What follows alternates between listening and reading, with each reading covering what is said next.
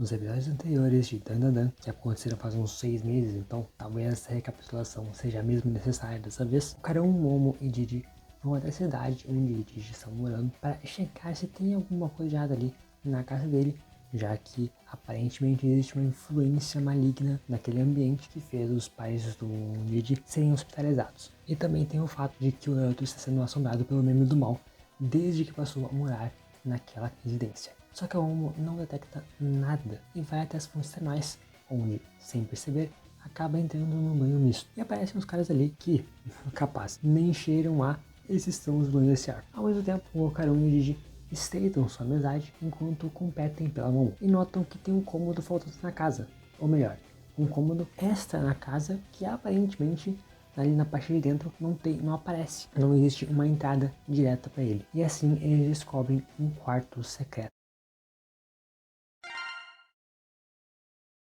Opa! Para tudo aí! Antes de continuar o vídeo, não esqueça de deixar o like, se inscreve aí, dá aquela força pro canal e agora sim, bora continuar pro vídeo.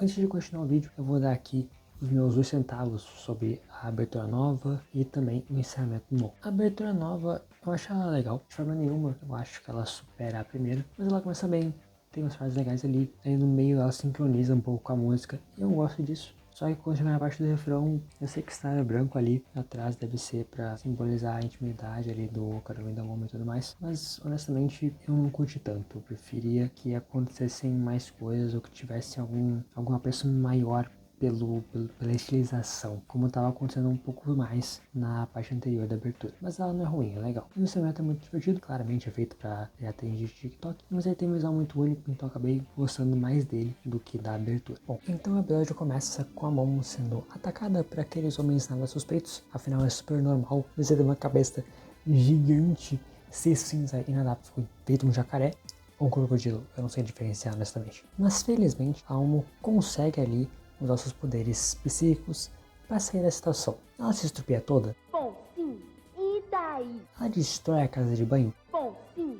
E daí? O importante é que a velha Turbo finalmente se revela naquela situação, já que ela soube que eles iam para aquela região que tinha fontes termais e ela queria aproveitar o lugar. Sem necessidade nenhuma, ela se infiltrou, era só ela ter pedido. Mas, para além disso, nós somos agraciados com esse cenário que é lindo. Nossa, que lugar bonito!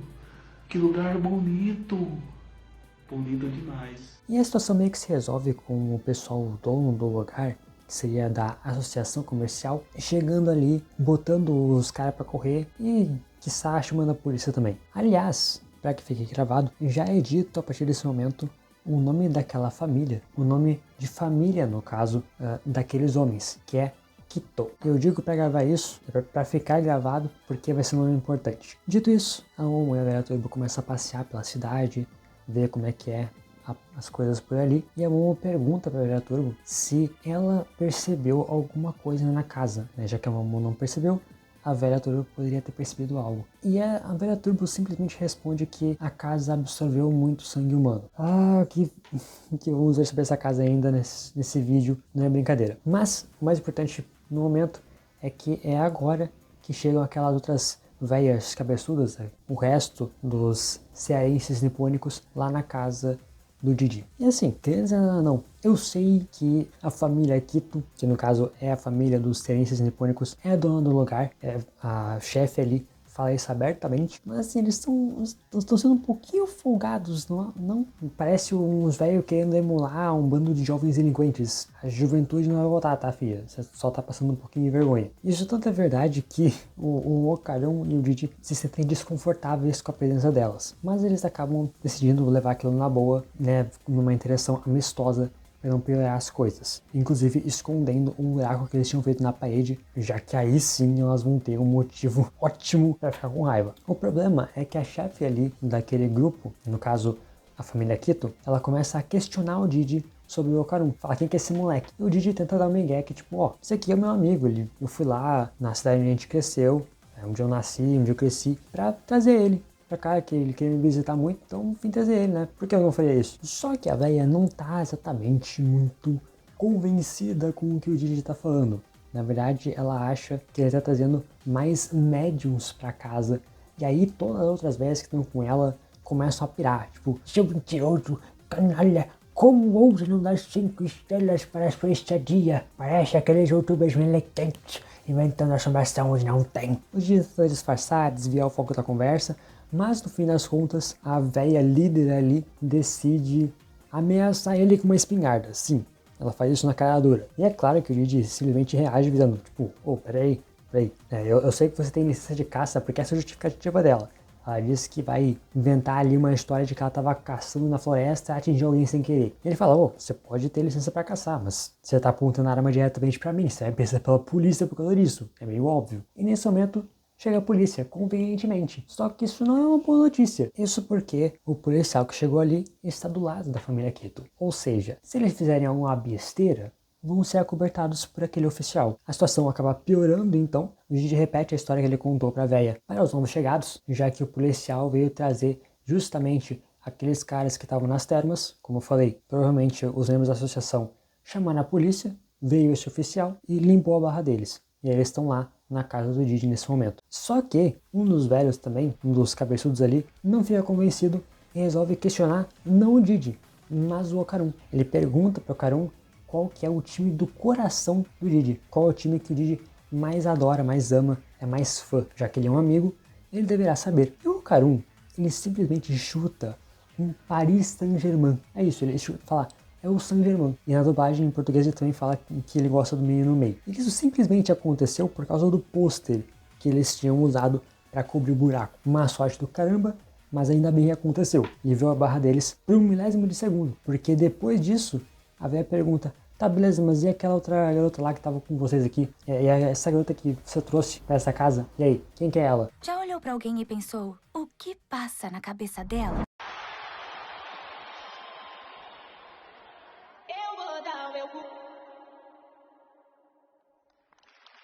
E o Didi tenta dar um migué, tenta disfarçar, tenta falar, não, que garota, o que você tá falando, que papo é esse? Mas ele é pego no pulo do gato.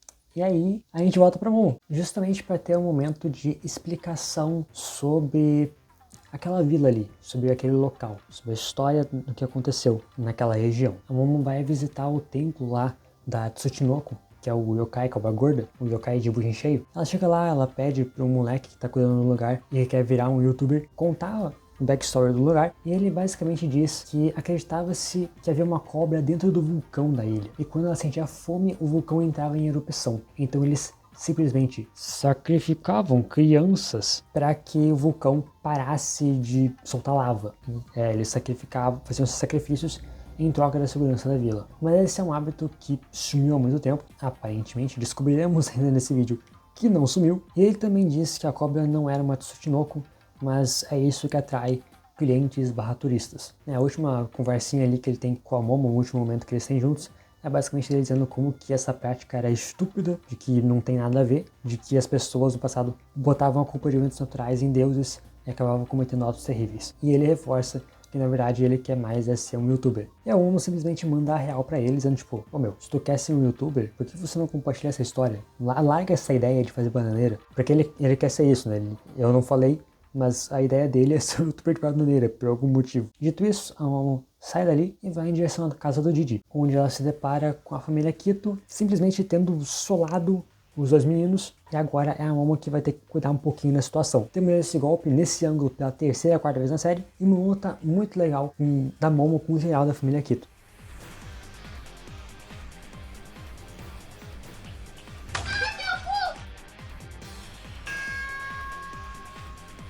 Sai, desgraça! Eu quero dormir, porra!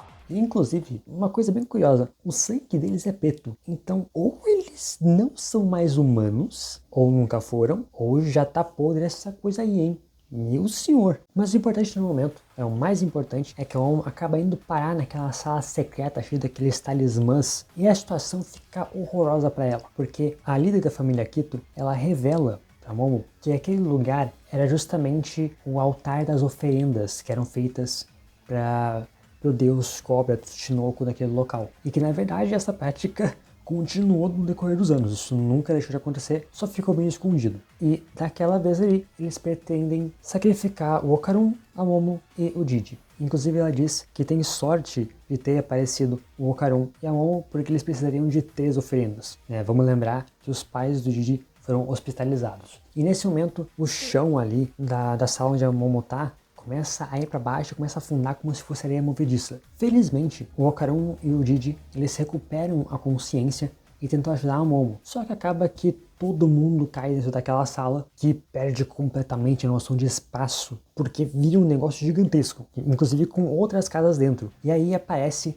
a cobra gigante, o tal deus dessa família Quito, que tá mais para uma cobra cega minhocão. E isso tem motivo, porque na verdade esse ser aí, essa minhoca gigante, é na verdade um verme da morte mongol, que é um tipo de alien minhoca que devora humanos, e eu tenho a nítida impressão de que ele já apareceu em algum momento em Star Wars, por algum motivo. Dito isso, a Momo tenta avisar para eles que na verdade o que eles estavam obedecendo era só uma minhoca gigante, um minhocão que não controla nada, ele é só um ser que está ali existindo e querendo devorar humanos.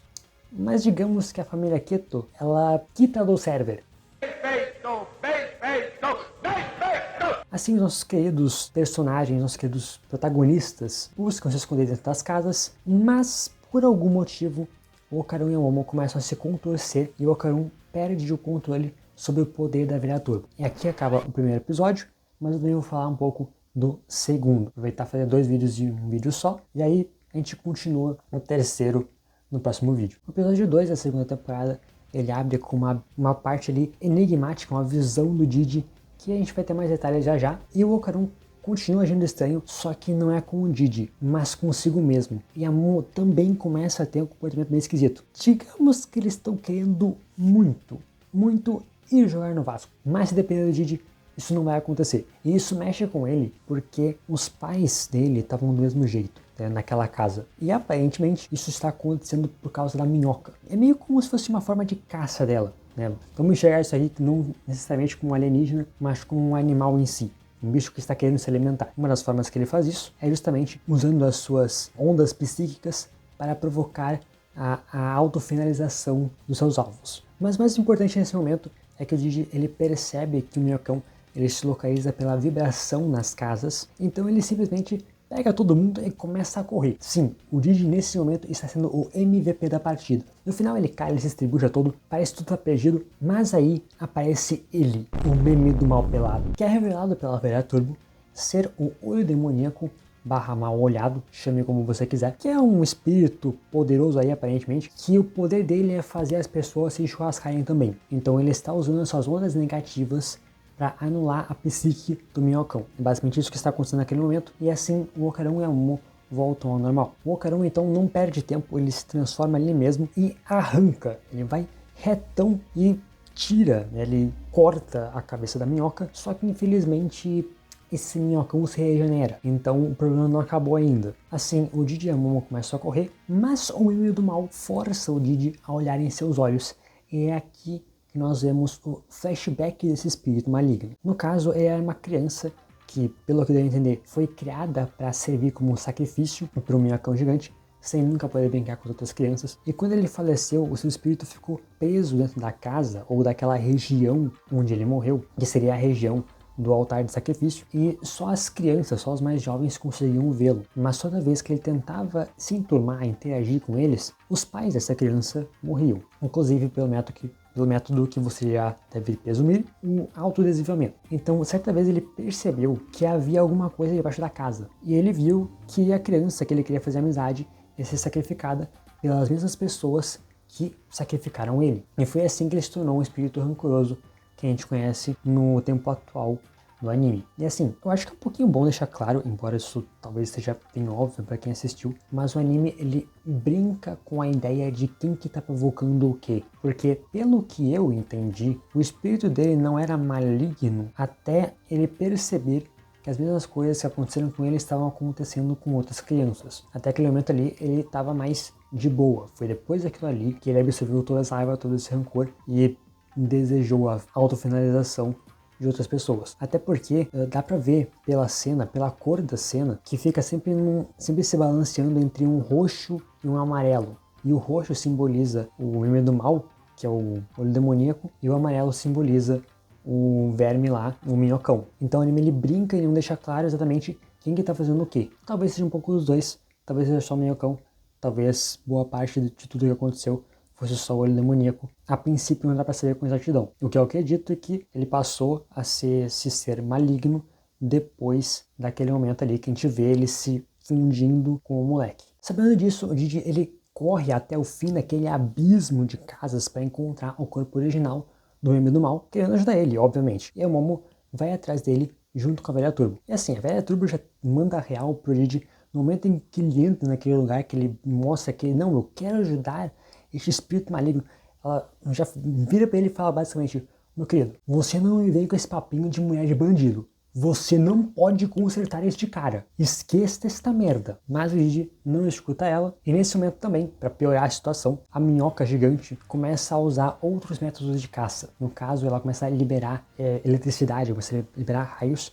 E em seguida ela libera uma coisa que não sei o que é, não sei se é queijo cheddar, não sei se é uma moeba, uma geleca que tá ali, uma geleca laranja. E eles começam a ficar todos grudentos no lugar. Porém, o pior da situação não é isso, porque o Didi, ele tem uma visão daquela criança que seria o Meme do Mal, o corpo dela originalmente, e ele basicamente acaba firmando um contrato com o espírito. Percebendo ou não, é o que ele acaba fazendo. E assim, o Meme do Mal possui o corpo do Didi e revela as suas verdadeiras intenções, que é basicamente fazer uma grande piada. Ele acha que seria muito engraçado se a humanidade deixasse de existir. É isso mesmo que você entendeu, é isso mesmo que você ouviu. O mundo enfiou ele em um pau, agora ele vai enfiar um pau no mundo. E vamos até ficar confusa de tipo, por que o Didi tá fazendo isso, por que o espírito decidiu possuir ele. E a Velha Turbo fala basicamente que é porque, como a avó da Yase, como a avó Yase já tinha dito, o Didi é um gênio. E eu não faço a mínima ideia de por que decidiram traduzir isso como gênio, porque teoricamente gênio é quem usa muita inteligência, então o Didi na verdade se é alguém muito talentoso, se é um prodígio, alguma coisa assim. Mas enfim, o importante agora é que o Meme do Mal simplesmente sabuga o minhocão jogando um futebol. E a Jabulani, no caso, é uma amálgama de espíritos que estavam presos naquele lugar, né? Os espíritos daqueles que foram sacrificados. Consequentemente, o minhocão acaba se escondendo embaixo da terra para não morrer. E o problema é que agora o alvo é a Momo. Mas felizmente, para a nossa alegria, o Wakarum consegue chegar a tempo de ajudar. E é exatamente aqui que acaba o episódio 2. E também é quando mais ou menos eu vou começar o encerramento desse vídeo. Particularmente, eu gostei bastante desse retorno de Dandadan. Repito também uma coisa que eu disse no último vídeo de Dandadan que eu fiz nesse canal. Eu não acho que o último episódio da primeira temporada funciona como finalização. Basicamente é como se fosse o meio do arco. E aqui a gente vê que realmente vai continuar o arco por mais alguns episódios até ele realmente encerrar. Por enquanto eu tô achando bem interessante. É claro que eu já vi o episódio 3. Eu vou automaticamente, depois que terminar esse vídeo, comentar ele e gravar o mais rápido possível para postar isso aqui logo, porque, meu senhor céu, eu tô muito atrasado com isso aqui. Eu espero que você tenha gostado do vídeo, eu espero que tenha ficado legal. Eu não sei o quanto que eu vou botar aqui de edição, enquanto vai ser só eu falando o tempo inteiro sem parar. Mas se você gostou, deixe seu like, se você não se inscreveu, se inscreva, e vejo você que está assistindo aí em qualquer vídeo que eu vou postando por aqui nesse canal.